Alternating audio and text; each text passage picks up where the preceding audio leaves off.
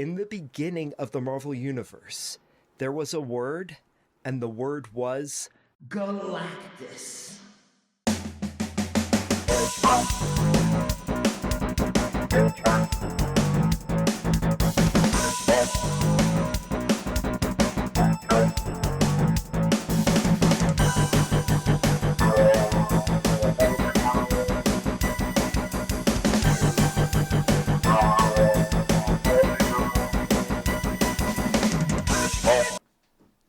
Hey, welcome to the first episode of Hitchhiker's Guide to the Multiverse. I'm Flonzo. And I am Jimmy. And yeah, thanks for being here on our first episode. It's a little bit about our channel. We're here to talk about all the crazy and wild universes within the comic book multiverse. Our first batch of episodes are going to be focused on the Marvel Universe, and what better way to start than the very dawn of the Marvel Universe? So, real quick, Flonzo, before we dive too much in, Yeah. Can you talk a little bit about like the format of the show and how you kind of are anticipating like each episode to look with, we're going to be reading different issues of comics and discuss them. What's that going to look like? What I'm thinking is get into a breakdown, kind of issue by issue. We also are going to be getting into things like the creators of the Marvel Universe, Stan Lee and Jack Kirby. Love it. Can't wait. Exciting. Excellent. So yeah, let's jump into those two. Now, if you're listening to this, you've probably heard of Stan Lee before, right? So I'm thinking that, let's start with him. So when he's 15, Stan Lee wins the biggest news of the week contest 3 weeks in a row at the New York Herald. And they're telling him, dude, you're winning over and over. And at least the way he tells it, they told him, you got to stop entering this thing, but you're going to be a great writer someday. You know what I am curious about, Flonzo's? Yeah. Is this competition of big news. So my what I understand it to be is it was like a competition to see which kid could come up with the best news story, and they'd publish it. He's like a regular Peter Parker. He is the original Peter Parker. He's the OG Peter Parker with big news. And speaking of the original Peter Parker, what do you know about the original The Thing, Jack Kirby? Gosh, I mean, other than he was the artist. I mean, pretty much the classic combo. Stan Lee, Jack Kirby, with the exception of Spider-Man and Doctor Strange. Anything you're thinking about of Stan Lee writing, Jack Kirby was drawing. Yeah. And this is a dude, he grew up Bronx, Jewish kid, terrible neighborhood. He has a story about he decided to kind of choose the right path in life after a kid he knew ended up getting shot through the neck, the way he worded it. What turned me off was I had a friend of mine who was shot in the neck, and I saw his mother grieve over that. I saw his father gamble away the week's work, and I saw his mother jump off the roof. So this is a kid who was living the rough and tumble lifestyle. And part of what made him a big comic book artist to begin with is he was the first, comic book artist who really knew how to throw a punch and made it look like they were throwing their weight into it. You look at some of the early comics before, you just have a guy, his arm straight out, that's a punch. But he knew how to draw a punch. He knew, what that rough and tumble lifestyle looked like. That's interesting. I didn't think about this concept of kinesthetic motion in comics before Marvel and DC and those comics where it was the whams, the pows, and the more descriptive types of movement. But that's interesting. I couldn't even in my mind envision that before that. Yeah, and he's the guy who threw the punches, so he knew how to draw them being thrown. Nice. So he ends up he works for Marvel Comics at the time. It's called Timely Comics because it was a timely time apparently. He's working with the editor-in-chief, who is really a role model for him, Joe Simon. They create Captain America, creates a sensation. People... Real quick, how old was he at this time? Ooh, that is an excellent question. That it's a good thing we kidnapped that Flonzo from Universe 318, who knows everything about comics, because, what do you have to say about this? Wait, did you just say you guys kidnapped me? You told me it was an accident that brought me here. Yeah, that's not important. We're just wondering how old were Jack Kirby and Stan Lee when they met? Stan Lee was just 18. He was barely an adult, and Jack Kirby was 23. He was a little bit older. And what about Joe Simon? How old was he at that time? Joe Simon would have been 27. Wait, you guys said you kidnapped me and brought me here? Yeah, dude, we're making a podcast right now, so if you could give us a little space, thanks. So yeah, Joe Simon's working with Jack Kirby. Stan Lee was thinking, well, I want to get into publishing. I need to be this great writer. And it was his uncle, through marriage's brother-in-law, Martin Goodman. You familiar with Martin Goodman at all? I'm not. He was the guy who was running Timely Comics at the time. Timely Comics at the time? So Stan Lee gets hired on. Jack Kirby's like, who's this kid who's not taking life seriously, just playing his recorder? World War II happens. Pretty much everyone goes off to war. Joe Simon and Jack Kirby, they had kind of left to do their thing. Pretty much the only person they're hiring at this time, who is off at the war himself, is Stan Lee. So when Jack Kirby comes back in the 70s, Stan Lee's editor-in-chief. He's the big boss, this punk kid. So the way Jack Kirby tells it, he takes credit for bringing superhero comics back just in general. And certainly to Marvel, I think he has a solid argument that it was kind of his idea. He talks about having a character he presents Stan Lee with as the Spider. Again, I feel like I am very much that dude in his 30s, like ragging on Stan Lee, which I remember being a teenager hearing those guys being like, but he's such a great writer. And he is. I'm not trying to shortchange that. Also worth remembering, Jack Kirby himself said everyone's promoting themselves out there. So I think he was doing that just like Stan Lee was doing. So yeah, those are the sort of our universe, how the Marvel Universe was created. Let's get into the creation of the Marvel Universe from the perspective of the Marvel Universe. Hell yeah. What are we reading today? So, the first issue that we have is Supervillain Classic #1, also the last issue of Supervillain Classic, which is Galactus the Origin. Wait, so it was the first and last? Yeah, it's the only... The Alpha and the Omega? Yeah. God dang. In some ways, the way Galactus is the Omega of one cosmos and the Alpha of the next. So, yeah, like I said, we have different cosmos here. This is kind of the story of the death of the sixth cosmos and the birth of the seventh. Are you familiar with the idea of, like, the different cosmos? I'm not. What is that about? So, the cosmos that we think of as the Marvel Multiverse is actually the seventh iteration of the Marvel Multiverse. That is up until the 2015 Secret Wars series, where it became the eighth iteration of the Marvel Multiverse. We're going to talk about the end of the sixth, beginning of the seventh cosmos. So the first cosmos is kind of like the original Marvel universe. It starts out as like a universe that is a being unto itself, kind of like the universe is that universe's God, God is that universe's universe. So there's like a sentience here, right? Each universe. There's a consciousness. Yeah, each universe. Do they know each other? Not exactly, but we might cover some issues where that comes up at a much later date. Okay. If you're excited to hear more about these different cosmos, go and shout it down in the comments below. We will definitely get to those episodes eventually, hopefully. Keep this channel going, and we'll keep it going. But in terms of the different cosmos, so we have that initial cosmos that creates the first life forms, which are called Celestials.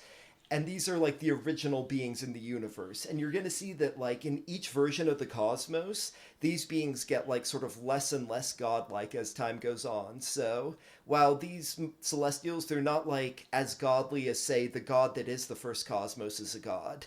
They do become some of the most godly by the time we get to the seventh Marvel universe. So who are the Celestials in this issue? So in this issue, we are not seeing so much of the Celestials, but they may make an appearance towards the end of this episode if you stay tuned. Other than that, so we get to like the second version of the cosmos. That's where the concept of death is introduced. By the time we get the fourth cosmos, we start to get these archetypes of heroes being born. They have names like Person Out of Time, who seems a lot like Captain America, Could Be You, that looks a lot like Spider-Man. And we'll kind of address that a little later on in this episode too. doesn't come up specifically, but I've got some theories as to what might actually be going on, some explanations that might fill in some gaps between the panels. Love it. Explanations. Excellent. Yeah, now getting into this episode, like I said, we start out in the seventh cosmos. And it's worth noting, actually, that all of these panels, all of these, the majority of this issue is coming from explanations mainly that came from Thor comics that were kind of pieced together by some other writers, other artists doing like fill-in panels here and there. Wait, say that one more time? So the majority of this comic actually came from various issues of Thor, where Thor was first learning about Galactus, and Galactus explained to him his origin. Oh, interesting. And they took these different bits and pieces, and I'll bring up some panels later on to kind of show how they reuse some of the panels that Stan Lee and Jack Kirby did. You know, this is like artwork. Repurposed. Yeah, exactly. Yeah. So for the majority of it, this is Jack Kirby's artwork, Stan Lee's words, but there were later writers. Mike Grunwald did the writing and John Byrne did the penciling. John Byrne became famous for doing a lot of X-Men and other comics later on. Actually, probably before they pieced this together. So that brings us to the first page, where we see a panel which is repurposed from Thor number 160, where we see Galactus arriving at a place. And when we turn the page, we see that the place he's arrived at is a place he considers home, which is worth considering this. What is home to Galactus?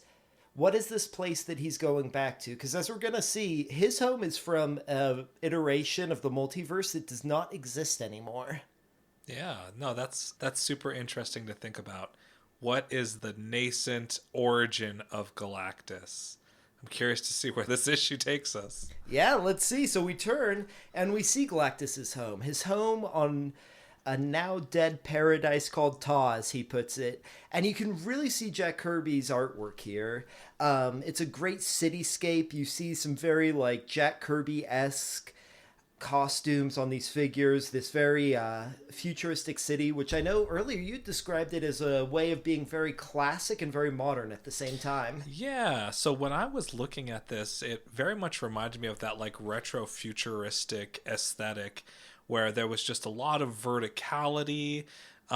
Everything kind of had this like, you know, this kind of vibe of what will the world of tomorrow look like, right? While also having kind of this like this ancient old world feel to it.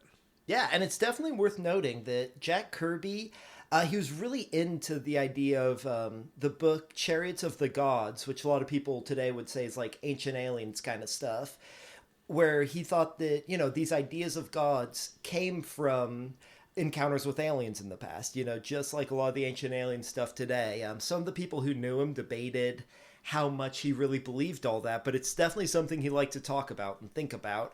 And it came through in a lot of his artwork, you know, these, you know, if you think about how Asgard's depicted in a lot of these Thor comics, you know, how it's kind of science-y, but kind of fantasy at the same time. And with Galactus in particular, it's worth thinking about. We'll get into that a little later, but that look of him, that way of combining gods and aliens. Yeah, it's just such a unique style, right? And it very much does kind of like evoke this really like civilization at the pinnacle of like advancement. You know what I'm saying? Totally. Like we've hit these big strides and we are kind of in a way like there's like this looming sense of we are at the end of civilization. Absolutely. Like this is the pinnacle. This is like a place of spiritual and scientific perfection. And as they're flying around on these thought spheres, which to kind of get into how Jack Kirby and Stan Lee wrote, they'd get together, they'd have a conversation about what they'd write, but then Jack Kirby would draw everything out, and then Stan Lee would go back and write words over them. So, you know, Jack Kirby in this, he drew pictures of people floating around in these bubbles. It very much the way this is written strikes me as Stan Lee seeing it and saying, hey, what are these things? I better give them a name, and he calls them thought spheres. These don't become important later in the story, right? No, not at all. But it's clearly important enough for them to acknowledge them overtly and then name them for us, the readers, to to internalize this concept of the thought sphere, which is it seems like a great way to travel, right? Yeah. How they're formed through their thoughts, controlled by their thoughts. Yeah, it's like the things from Jurassic Park, like maybe more advanced. I don't know. Those Jurassic World bubbles they're traveling around. Yes. Yep. So first dinosaurs, then we get the thought sphere. That's right. This is just like the most advanced iteration of Jurassic Park is where Galactus is from. So, dinosaurs are not the only threat on Ta. As we see, his name is Galen, this young, very human-looking person, this early Galactus, who's coming back from a mission, and you can really hear some of... a lot of times Stan Lee's language gets called pseudo-Shakespearean, and you can absolutely, see why people say that when you see some of this dialogue. You do not speak. I cannot speak. Of what use are words at a time like this? A time of dread catastrophe. The molecules, the very atoms of our universe are changing. It's as we feared. The world of Ta, the universe itself is doomed. I have been to the furthest of the cosmos, but my journey was in vain. Our world is the last in existence. Yeah, so you can really see where that, young kid who thought he was going to be the great American writer, how he brought that energy to his writing when he was in comics. Yeah, it's all very dramatic and kind of in your face. And, over the top, but in a way that's almost fun. Very fun, yes. Yeah, because, I mean, and what you see when you read this issue is they are facing this existential threat. It's a society facing this threat of this incoming imminent plague, right? You want to talk about that? Yeah, so we've got this plague. So Galen's just come back. He's found that this plague, this, radiation event is killing all life in the universe. He's saying our planet is the last one left. They go to a screen. He's seeing these various alien races die.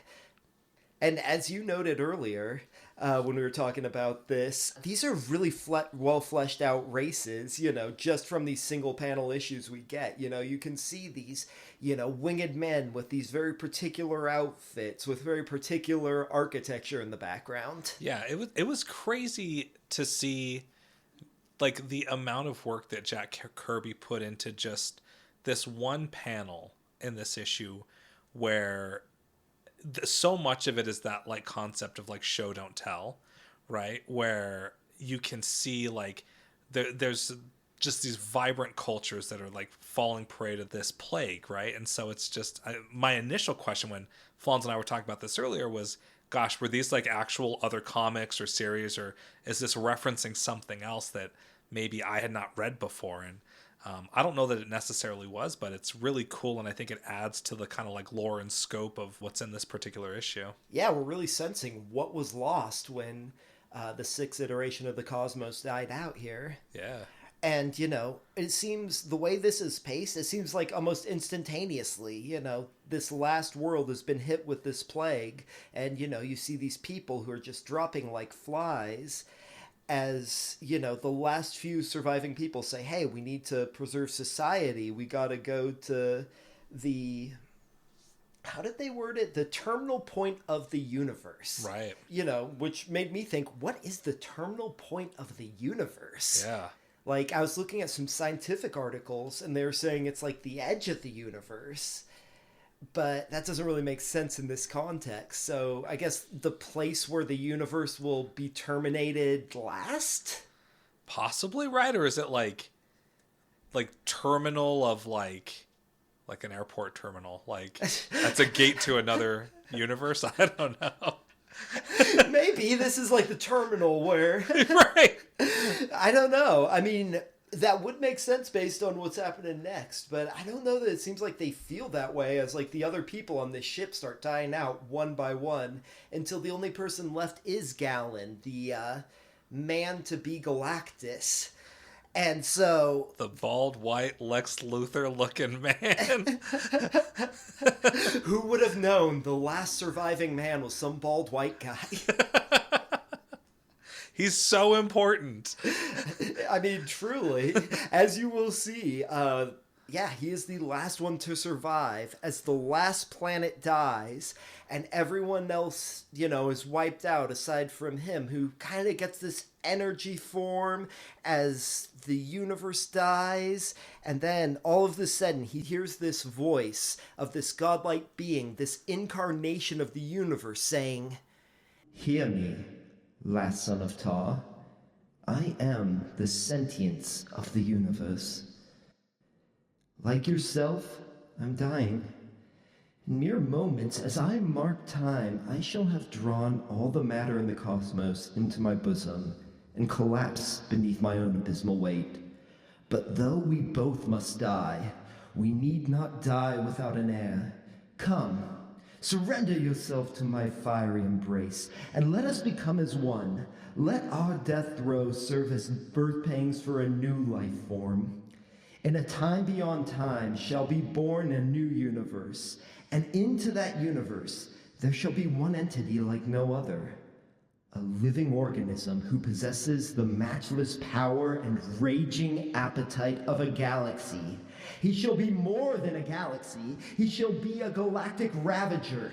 He shall be Galactus." So, Flonzo, real quick, I have a question for you. So there's like cosmic forces in the Marvel Universe, right? There's the Phoenix Force. Can you help me understand, like, this force that is more or less like embodying Galen or however you want to pronounce his name? Is that similar to the Phoenix Force? Is that like the Cosmo itself, like embedding itself in him? What's happening here? What's happening here? Like, who's the voice that's speaking to him? Who's the voice? So that is the very incarnation of the Six Cosmos. Like, if you think of that as like a godlike being who has just died, but in that he made like this covenant with Galen, with the being that is now Galactus in the Seventh Cosmos, which the Seventh Cosmos itself is incarnated as this godlike being known as Eternity that represents all that is in this new multiverse. And you want your mind to really be blown here. Yeah.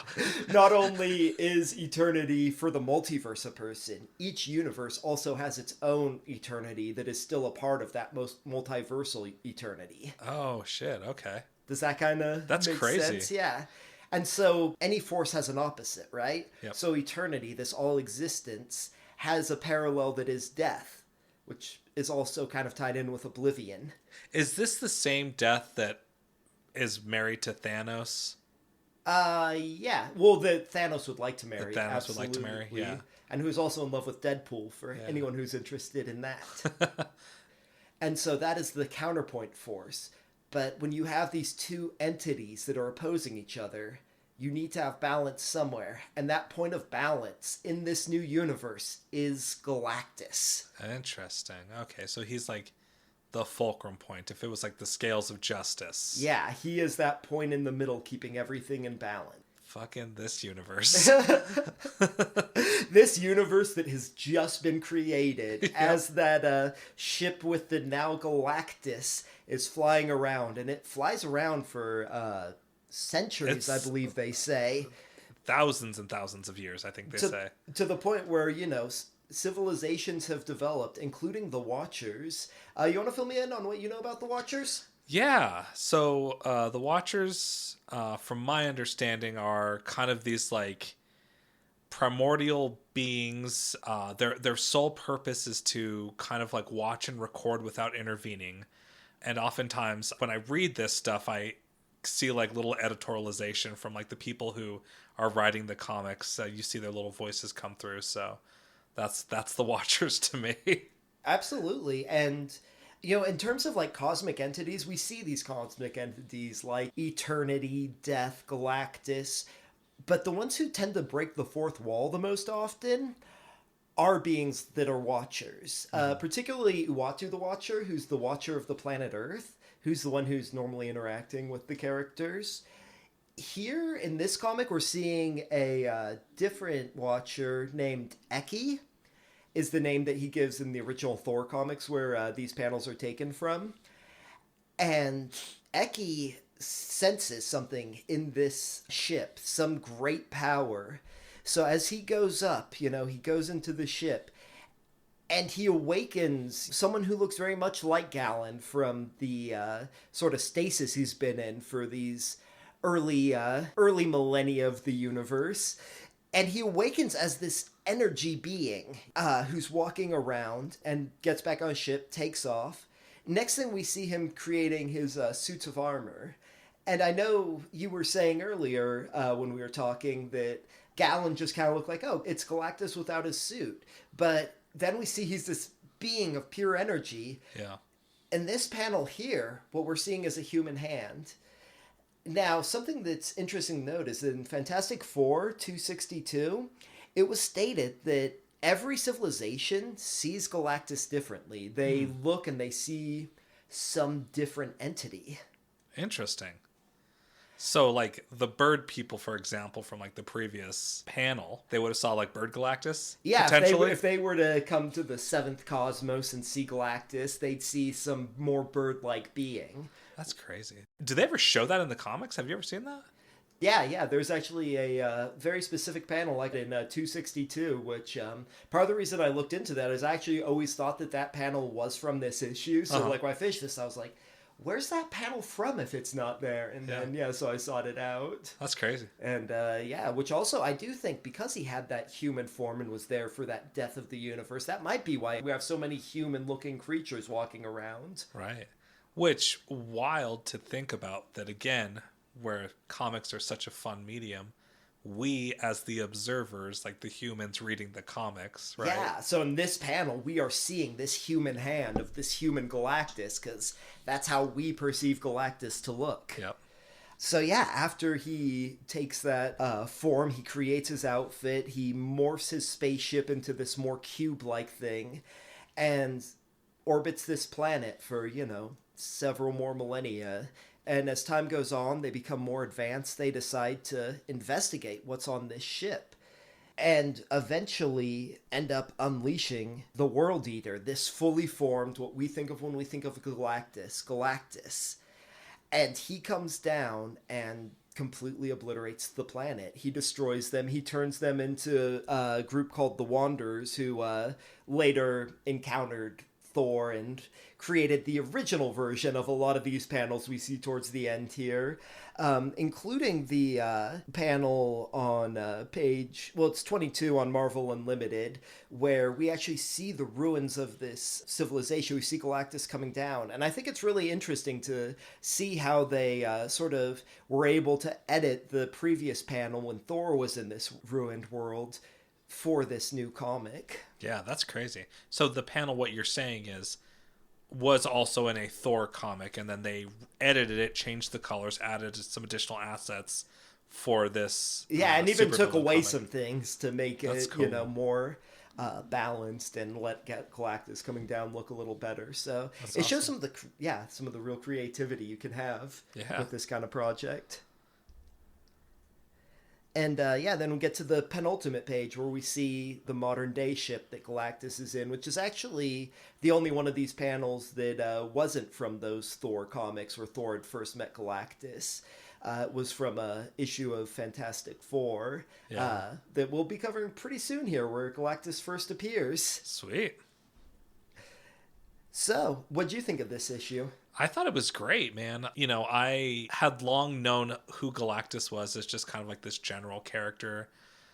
More of this like cosmic event, this person that would threaten to eat the world, heralded by the Silver Surfer, but didn't know a ton about his origin story or the specifics around the circumstances that would create a cosmic being like this. So it was awesome to read. It was super cool. And I think it gives you more insight into the just kind of like general like fabric and nuance of like how do they make gods in the Marvel universe, you know what I'm saying? Yeah, and this is the story of the making of a god, or like, this being who is a balance point of God. Yeah. And it actually turns out there are some sort of godlike characters who created this sort of universe-destroying like virus thing. That sounds like an unexpected story. It very much is. So, this is actually kind of behind the veil, a little bit of a re-edit of a episode we've already released. But if you turn into our next episode, you'll get sort of the part 2 of this story where we get into sort of the gods who created, this universe-destroying virus.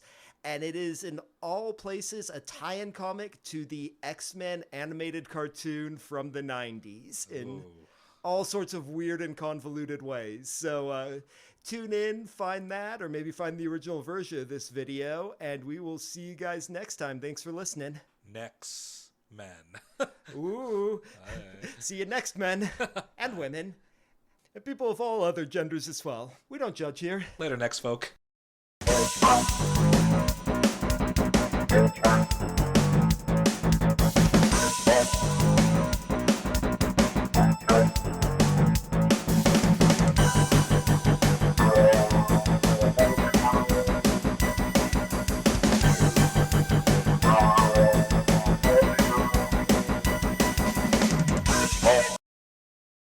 Thank you again, Marcus. Thank you, Jimmy. Yeah.